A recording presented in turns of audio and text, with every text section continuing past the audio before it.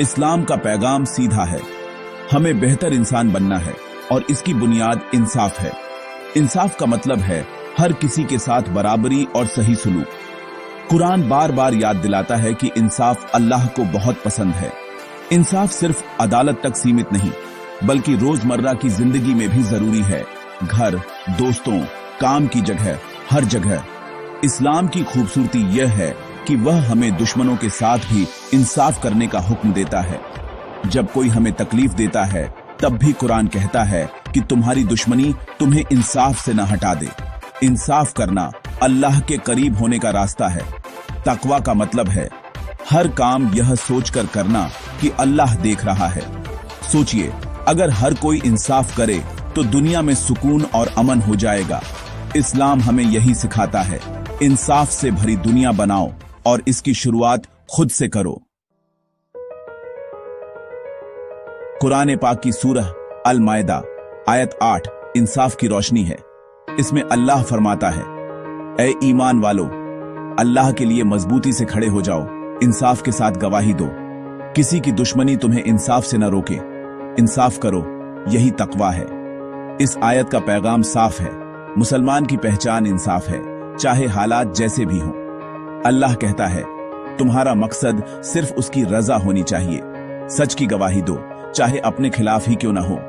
अगर किसी ने तुम्हारे साथ बुरा किया है तब भी इंसाफ से हटो मत। अल्लाह हर काम से बाखबर है। यह एहसास हमें इंसाफ पर कायम रखता है। इंसाफ हर इंसान का हक है, चाहे वह दोस्त हो या दुश्मन।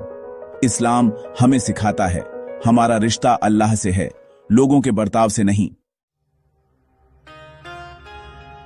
हमारे नबी हजरत मोहम्मद की जिंदगी इंसाफ की सबसे बड़ी मिसाल है। मक्का के लोगों ने आप पर जुल्म किए, लेकिन जब आप फतह के बाद मक्का लौटे तो सबको माफ कर दिया। आज तुम सब आजाद हो। यह इंसाफ और रहम की मिसाल है। आपने अपने गुस्से को इंसाफ पर हावी नहीं होने दिया। एक और वाकया, एक यहूदी औरत रोज आप पर कूड़ा फेंकती थी। जब वह बीमार हुई तो आप उसका हाल पूछने गए। उसका दिल बदल गया। नबी ने सिखाया कि असल बहादुरी बदला लेने में नहीं, बल्कि माफ करने और इंसाफ करने में है। आपने हमेशा हर इंसान को इज्जत दी, चाहे वह दुश्मन हो या गैर मुस्लिम। अगर हम चाहते हैं कि अल्लाह हमारे साथ इंसाफ करे तो हमें भी उसकी मखलूक के साथ इंसाफ करना चाहिए। आपकी जिंदगी कुरान की जीती जागती तफसीर है। इंसाफ के रास्ते में सबसे बड़ी रुकावट है हमारा गुस्सा और नफरत। जब कोई बुरा करता है तो बदले की आग जलती है। यही वह लम्हा है जब शैतान बहकाता है। कुरान कहता है, दुश्मनी को इतना मत बढ़ाओ कि इंसाफ से भटक जाओ। नबी ने फरमाया, असली पहलवान वो है जो गुस्से पर काबू रखे। गुस्से में हम गलत फैसले कर बैठते हैं, इसलिए इस्लाम सिखाता है, गुस्से में खामोश हो जाओ, खुद को शांत करो। नफरत दिल का सुकून छीन लेती है। इस्लाम कहता है, नफरत की जगह माफी और मोहब्बत को जगह दो। अगर दिल साफ होगा तभी इंसाफ कर पाएंगे।